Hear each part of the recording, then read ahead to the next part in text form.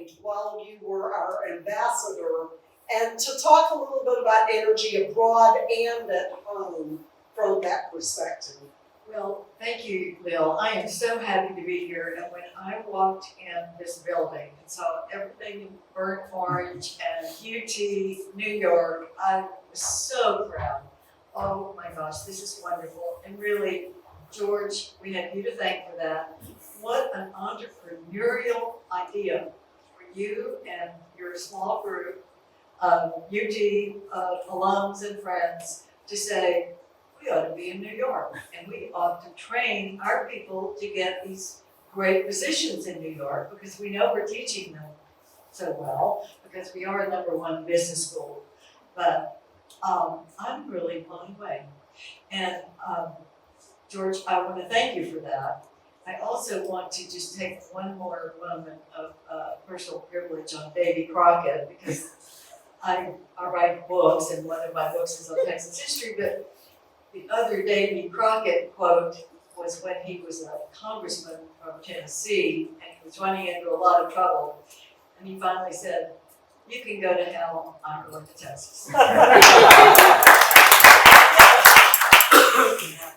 So now he is in our lore, of course. But back to your question, and Bill, I want to just affirm everything that George said. You are a force of nature. I mean, I see you everywhere, and it's wonderful, the spirit, but also the energy that you have. So thank you for sharing that with us.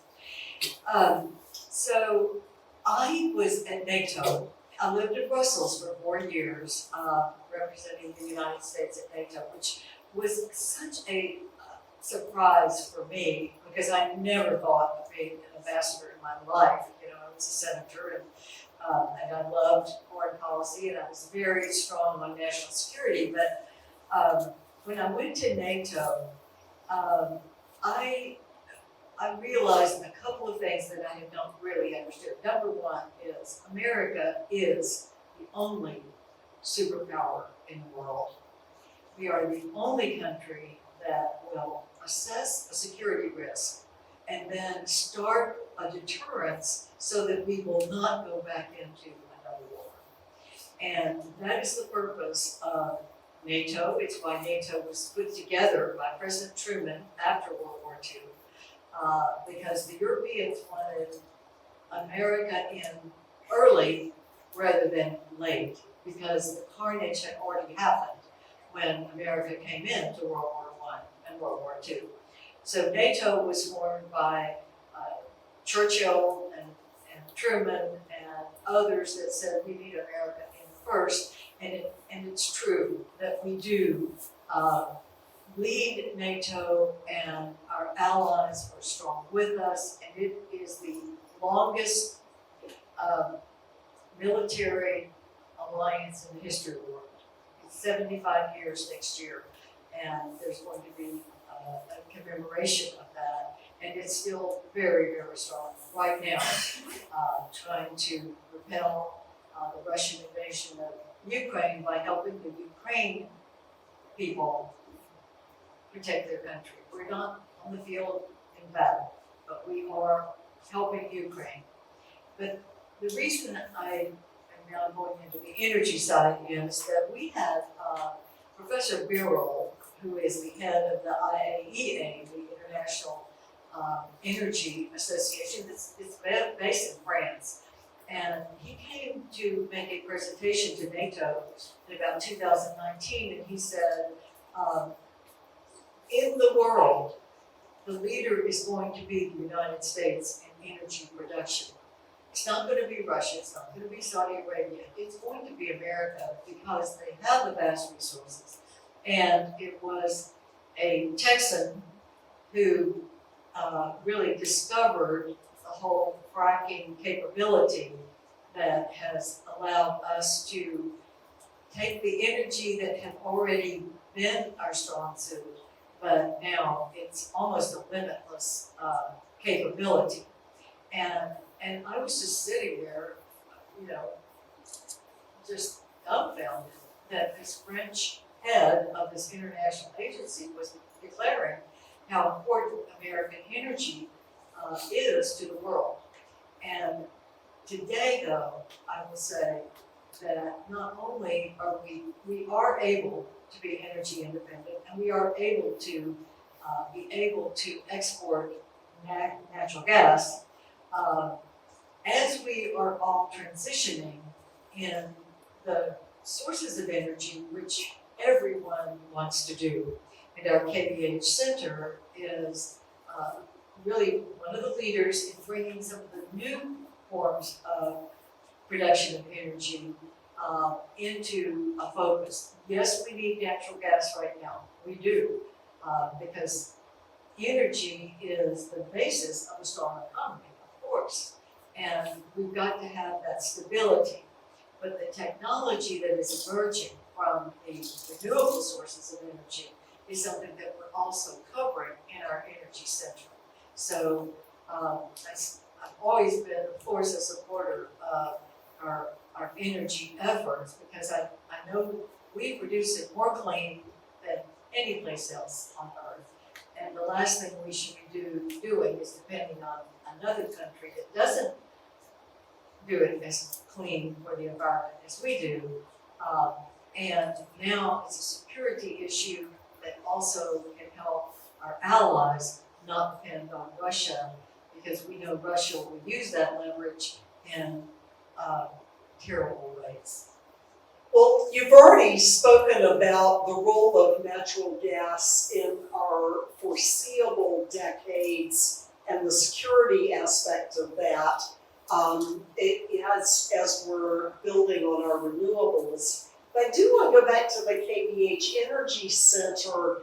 You're, as George pointed out, you're a law school graduate, and this is a center that's joint with the law school and business. Can you talk a little more about where you see that intersection and why you and I need each other so much? What's its unique spot in law and business and policy? Well, because energy is so important for our economy, for the jobs that we create, for the vitality of our country, to be able to absorb more people coming in and working and producing and contributing to America.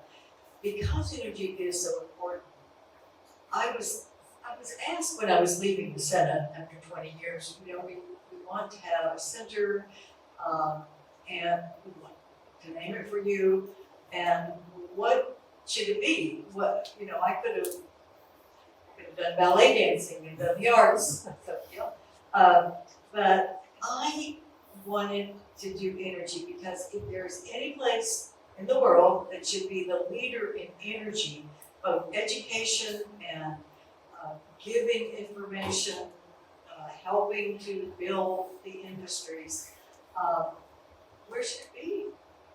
Texas, of course. We have the capability, and we have a great university, but it shouldn't just be producing oil and gas. It should be looking at the bigger picture and the longer term picture. It should be, yes, we want a stable source of energy independence. That's security priority number one. Energy independence in America, so that we can always know that nobody can shut us down, nobody can freeze us in the winter, nobody can affect our economy by shutting off our energy. But also, we can help our allies, because they are closer to energy producing countries, whether it's the Middle East, whether it's Europe with Russia. We can be more helpful to our allies if we have the capability to send it out. So, if we're going to have an energy center in the best place on earth, it's going to be at the University of Texas. But it can't just be energy production, because yes, that would be one part. But if we're going to reach out to students that could go into helping build a great energy center in Texas, we need obviously the business side, and that's you. And you have been so supportive, and Jay Hartzell before you said, we're in, we want to have that energy nugget. We want to be the best in the world, especially in America. In energy, we should be in business. So that's why business is very, very important. But we also need the lawyers. We need the lawyers that understand how different the energy law and policy is for energy producing states. You know, when I was in the Senate, I would be filling out my ethics forms and I would, be putting the value of an oil royalty. And other people didn't even know what an oil royalty was. I mean, they don't reserve their mineral rights under land in most other states. They do in Texas, Louisiana, Oklahoma, Pennsylvania, Ohio, maybe North Dakota, but it's not something that you can go to Harvard and learn about. You're going to go to the University of Texas School of Law because that's where they understand. The professors there write the textbooks. They know what is important in energy law, and then of course energy policy comes into play with all of this kind of knowledge. And what we have been doing at the KBH Center in Austin is the business of the law school. It's a joint effort. We are bringing the engineering school in more and more now. The engineering students are coming to our industry nights, our business, big oil companies, the gas companies, the entrepreneurs that are doing the wind and solar. They come to meet with the students. Well, they do that in the business school. The KBA Center does one at the law school and one at the engineering school. We're bringing the engineers in more and more, and they are our most enthusiastic students. So we have formed this really coalition between the business and the law school. That's how it started, and we've been building on it, and now we are really bringing in the engineering school more and more, especially because some of the great research is being done at the engineering school. For instance, the next form of renewable energy that's completely clean is hydrogen, and being able to start figuring out how we can make that more affordable, but it's a clean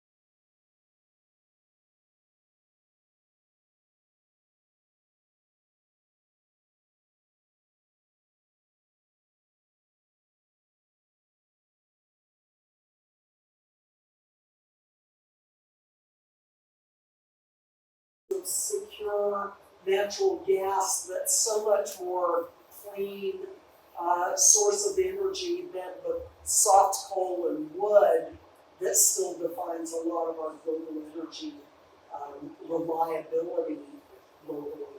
So I'm really proud that we're touching all parts of this. I agree totally, and you have to cover so many different fields of business. I mean, Sure. You're teaching students how to run a business, and you have entrepreneurial courses as well as preparing students to go into the big corporations. How are your priorities set? Because I know, especially also in Texas, entrepreneurship is Yes. a big focus, where again, we are rated right at the top. So tell us about that. When I talked to my son was a junior at UT, so he's undergraduate. All those kids want to be entrepreneurs. They want to have their own business. They don't want to be 9 to 5. And they go, no. So how do you? Well, the energy space is one of President Hartzell's 3 priorities. There's high tech, there's health, medical services, and there's energy. And for our MBA students in particular, that Judd Rumley Texas Venture Labs is where our really smart MBA students partner with law students and engineering faculty and students to launch new ventures. We were able to put one in this spring that's an energy ventures practicum. We've got 10 to 12 student teams with energy projects actively being mentored by the large advisory group to that practicum, and it was instantly enrolled. The speed with which we put that on with the help of Greentown Labs and a partnership with MIT, and Melly Price, who directs the Venture Labs, I was very impressed. It's going very well. On the health sciences side, I've got a former pharmaceutical CEO who was in transdermal patches as an executive res. He's working with the pharmacy school on a health biotech venture in that same venture portfolio. And the undergraduates, the number of case competitions that I see pop up that have some sort of energy transition or new technology in the energy space. The one that was the women's case competition just this past fall that had a ton of freshmen and sophomores in it was a supply chain issue that had to do with energy efficiency in the supply chain. So the interest in energy is permeating everything in entrepreneurship as well as multiple touch points in the curriculum. All of the changes that COVID has brought into the business world, how do you see that as affecting what your students are interested in and how the work, there's a lot of, I wouldn't say turmoil, but there's a lot of angst out there. How much hiring, so many people are being let off, whether they're working in offices 5 days a week or not, or how are you addressing those kind of COVID issues for students that are coming into the system right now?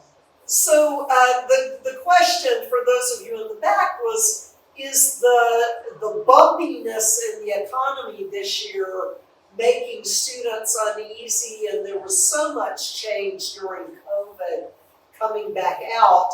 Our Career Center and our faculty keep a strong touch point. I feel very lucky to be at such an exceptionally strong university where employers, medium and big, are committed to keeping that pipeline of student talent so that they don't shut the door for 2 years. I think in 2008, they really slammed on the brakes and then had a lot of trouble rebuilding in 2010 and 11. So employers are far better partners than I think as a result of that experience 10, 15 years ago. So we are able to keep a nice steady hand on our students' nervousness. It may be they have 3 job offers, not 10, but the future is bright for students. And what the remote work does, I saw an alum here in the room who's deeply invested in getting investments from India. He immigrated here as a teenager, and then after a short stint in investment banking, went all in workforce housing in Houston, and quickly built a small empire that he's continuing to build. Our students do see global opportunity like they never have, because one of our grads is the CFO of Zoom. So, thanks to her and her company, we know we can choose to fly to Singapore for a business meeting, but we can do a lot of the pre-meetings by Zoom. And I think we are graduating a generation of students that really understands they can have global teammates that they engage with regularly. So I think I'll ask the wrap-up question. As you look at energy and UT Austin wanting more of an ownership and a focal point in the energy solutions, what more could I be doing, or the investment capital in this room, how much more should we be focusing on this at Texas McCombs? Well, I think that we are trying to say we all want to address the environmental issues. And it should be all of the above, which is what we're trying to do at the KBH Center, which I think you also are trying to do at the business school, and that is to try to give our students an advantage in whatever area they're interested in pursuing. So whether it's a law student, a business student, a master's degree, to have that energy focus, so that my goal is to someday have a certificate that you could put on your resume, you could put on your diploma, when you come out of an energy focus, which would be certain required courses from the business school, certain required ones from the law school, and at least one maybe from the engineering school. It doesn't have to be engineering 101, but at least to get some indication of what their role is in whether it is a renewable, whether it's the new hydrogen, whether it's, nuclear is another area. Nuclear is the cleanest form of energy at all. Yes. But here we are shutting down the plants that are already built, and it's way too expensive to build another big nuclear plant. But the technology is there for the small nuclear reactors. We just don't have the political will and the regulatory environment. I keep being hopeful and trying to find ways to invest, because I'm still young enough to have a really long-term view of it. But it's so true. And the new technology that they're trying to put together is smaller units that can produce it so that it's affordable to build and use these smaller cones for nuclear energy, because it is so productive. Right. And it's clean, and for us to walk away from it, and the Germans have realized what a mistake they have made closing all of their nuclear plants. And substituting coal. Oh, was- yes. Yeah. And not wanting to buy our natural gas, but now they are building the receiving terminals for natural gas. But France gets 70% of their energy from nuclear, and they've handled it well. They haven't had an accident. They've done it right, and they've also found the ways to dispose of the waste that brings it back in to be reusable. The French have done a great job on this, and so, I think in our last couple of minutes, I'd like to open it for questions from the audience, if you want to ask. Laura Rose. Hi, I've lived in New York for 23 years, but I'm a Texan and having established on undergrad. Once you're school, Texan, president, you see as a Texan. Yeah, so, and thank you, I really admire you and your career, so it's a pleasure to speak. I don't think you can talk about any of this without talking about the political overhang in Texas, and I'm old, so I don't think that the days of we got Democrats and some of your contemporaries that were more middle ground, and with what you're seeing now, Black Rock and Davis, how do you think about that? What is it about?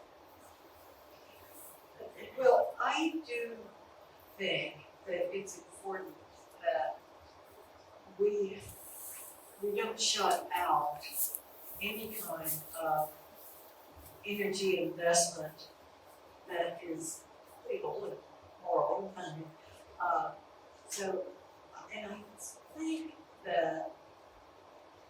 I think that Texas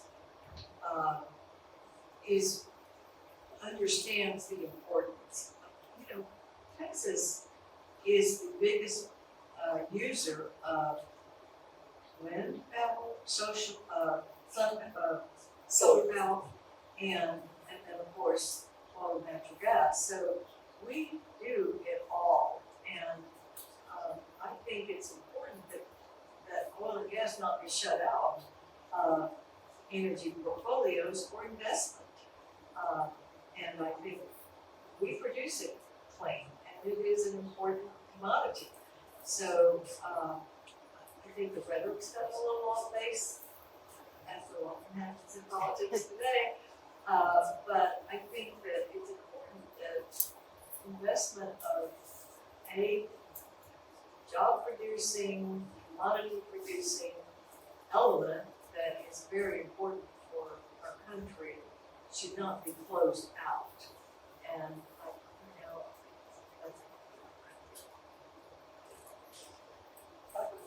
We can take one more question, right here.